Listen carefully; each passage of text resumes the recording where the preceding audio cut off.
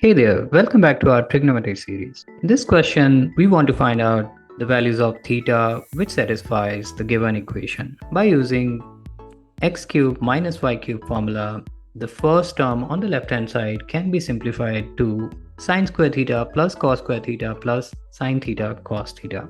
And we know that sin²θ plus cos²θ is 1. So term 1 on the left hand side changes to 1 plus sinθ cosθ. Here, one thing to note down is that theta should not be equal to pi over 4 or 5 pi over 4, because at theta equals pi over 4 and 5 pi over 4, sin theta and cos theta are equal, so we will get 0 over 0 form.